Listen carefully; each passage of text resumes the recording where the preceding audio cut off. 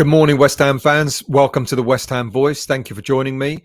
Of course, this afternoon we have our third Premier League game of the season, and it's against our nemesis team in the Premier League, Brighton. This will be our 11th meeting in the top flight against the team. We've lost 4, we've drawn 6, we cannot seem to beat them. The final game of last season, we were playing Brighton and we were doing really well. We were winning 1-0 at half time. We knew that Man United were struggling, and all we had to do was hold on to that lead or even draw, and we would have been in the Europa League for the second season running. But it wasn't to be. Brighton came out in the second half and they really outshone us, didn't they? They found our weak spots and they they took us to task. And they won the game 3-1 and quite convincingly as well. Look, there's been other times when we played Brighton and we thought that we were going to win the game. And I think the last one that still sticks in my mind was February 2020. A 3-1, we were winning 3-1. We had 25 minutes to go. David Moyes, who'd just come back to the club for the second time running, made a couple of changes, and we ended up drawing that game 3-3, and we were actually lucky to hang on to a 3-3 draw in the end. West Ham the other day on our official website, they put up the win against Brighton. What was it, 10 years ago when we were both in the Championship, when we won 6-0. I rather wish they didn't do that, because that's the sort of impetus that will give Brighton, the encouragement to come out and beat us again on Sunday, this Sunday afternoon. But I hope that doesn't happen. Look, Brighton themselves this season, they've been doing quite well. They won against Man United in their first game of the season away. They beat them 2-1. And on that day, Pascal Gross scored a brace, which was fantastic for them. But they played against Newcastle the following week, and it came out to a 0-0 draw. But to be honest with you, Brighton had quite a lot of chances. It wasn't as if they weren't trying. They had 13 shots, of which 7 were on target. And one could say they were a little bit unlucky maybe, but it wasn't all one-way traffic. Newcastle had their fair share of chances as well. West Ham, as we know, our second game of the season after losing 2-0 to Man City was against Nottingham Forest. But on another day, we would have won that game with a canter. I mean, look at those stats. We had 6 shots on target, 15 shots in total. We had 5 shots on targets, 19 shots in total. We hit the bar twice. We had a pretty reasonable disallowed goal taken away from us. We missed a penalty, etc. And on any other given day, we would have won that game. So I think all is not lost. It's early in the season. That game we played pretty well. We were just unlucky. And of course, we had the 3-1 win. It wasn't a great game against Viborg in the Europa Conference, but at least we got off to a win. For West Ham, West Ham against this team, who's going to start in their lineup? Well, I think Robert Sanchez will be their goalie. He's been in all the games so far this season, so it'll be his third appearance. At the back, they'll play 3 at the back. Joel Veltman will be in the team. He's the one that scored one of their goals against us last season. Lewis Dunk, the seasoned professional, Lewis Dunk will also be in the back 3 alongside Adam Webster. So they've got quite an experienced back 3. And they'll go with 4 in the middle. And if he doesn't get sold, Moses Caicedo, we're apparently interested in him. Man United are interested in him. And apparently they're offering silly money for him. If he hasn't been sold yet, then Caicedo will start in central midfield for them alongside Argentinian. I didn't know that. I mean, he's got an Argentinian name, as you can see, alongside Alexis McAllister. And then either side of those 2 central midfielders, Solly March will be on one side, and then it will be Leandro Trossard on the other. And then they'll have 3 up front. Danny Welbeck will spearhead their attack. And either side of them, Pascal Gross, who scored the 2 goals, as I said, against Man United, will be on one side. And probably experienced player Adam Lallana will be supporting him as well. Brighton, why are they such a bogey team? I don't know. They seem to be a team that always seems to do well regardless. They sell their best players. They got rid of Yves Bissouma and Mark Cucurella, both went to Spurs and Chelsea respectively. And they still seem to bring out the best. That Graham Potter seems to get the best out of the players. He's got a lot of experience in the team, as well as a couple of bright players like Kakadu, etc. And he seems to get that formula right. And many regard him as a very decent manager and suggest that maybe one day he should manage West Ham United. And in his interview before the game this week, Graham Potter suggested that they're going for sixth place. They're looking at getting a European place by the end of the season. He's got big ambitions, and why not with the club? Last season, they finished ninth. They only finished 5 points behind West Ham United, and they've started off decently. They've won one, they've drawn one, whereas we've lost 2 of our games already this season.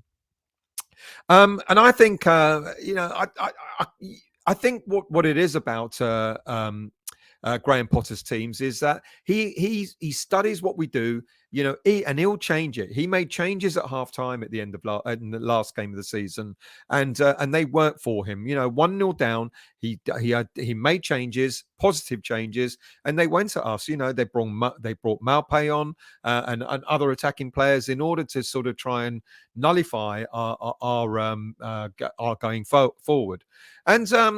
He's a clever manager, and David Moyes has got to outsmart him. He's got to find a way to beat this team, because we do need points on the table. This was the starting lineup against Brighton in the last game of last season. Fabianski was in goal, and our back four consisted of Soufal, Dawson, Zuma, and Creswell, with a middle two of Souček and Declan, and then the attacking 3 midfielders was Bowen, Lanzini, and Fornals, and up front was Antonio. What I expect to see is at least 9 of those players starting on this afternoon. I think Fabianski will stay in goal. I think Soufal will stay on the right. Zuma will also be in the team. Creswell will also be in the team, and it'll be a choice between Johnson and new boy Kera as to who starts alongside Zuma at the back. Souček and Declan will be in the middle, and then Bowen on one side, and then. Even though both started last season, the last game last season, I think it'll be a choice between Fornals and Lanzini. And I think Fornals might just edge it, because I expect to see Benrahma starting in this lineup. And then, of course, Antonio will be up front. David Moyes has spoken a little bit about the team, and it's quite interesting because, we all say about how the team, he's talked about how the team looks stale and it needs a bit of refreshing. And Moyes has made some comments this week about the team. He said, we're in quite a big transition. You might be looking at the team and saying it is the same team as last year.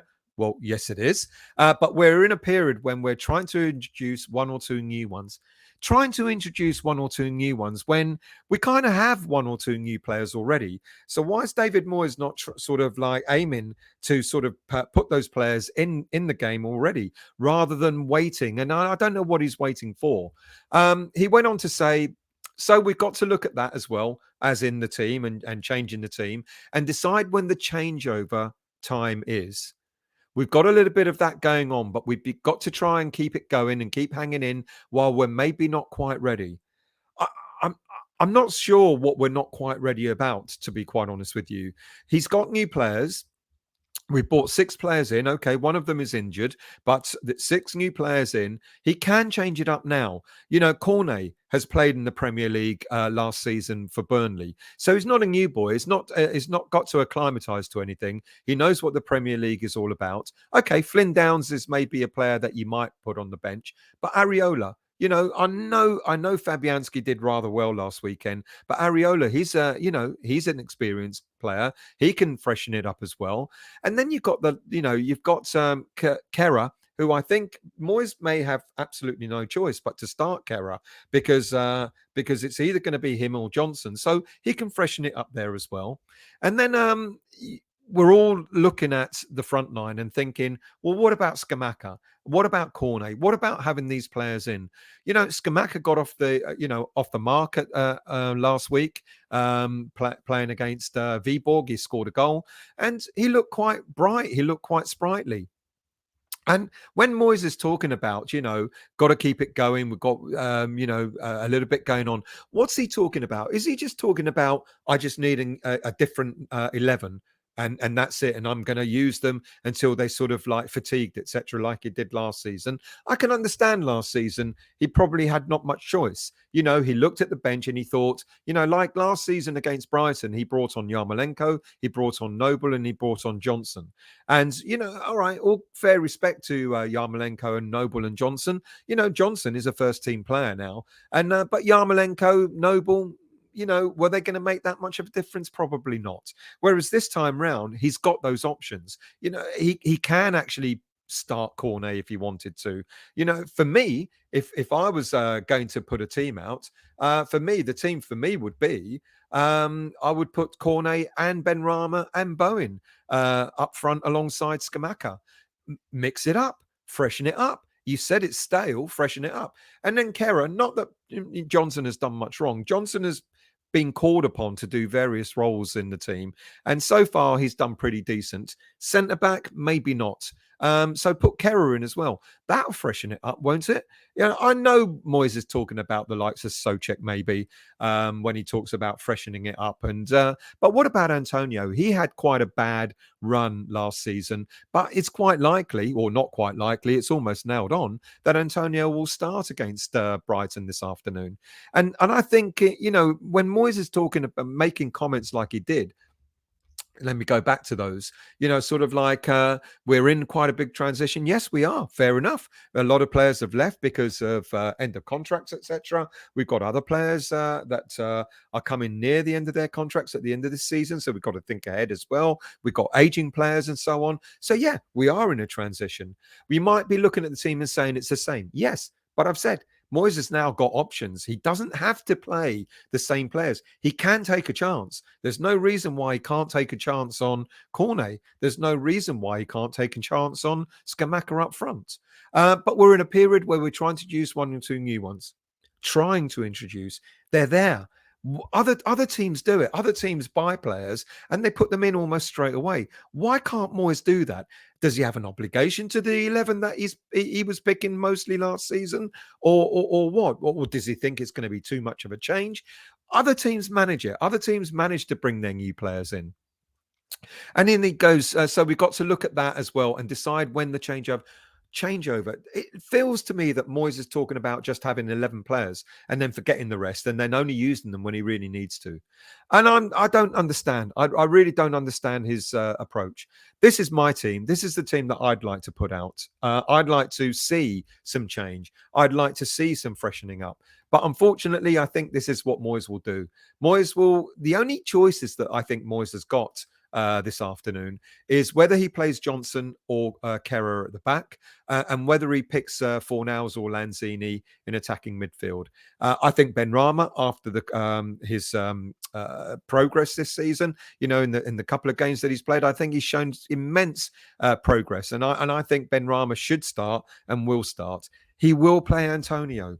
It doesn't matter what happens. Antonio will be his favourite. Now, look, there's nothing wrong with Antonio. He can do it. But I think Antonio should be the sub and Scamacca starting. But what do I know?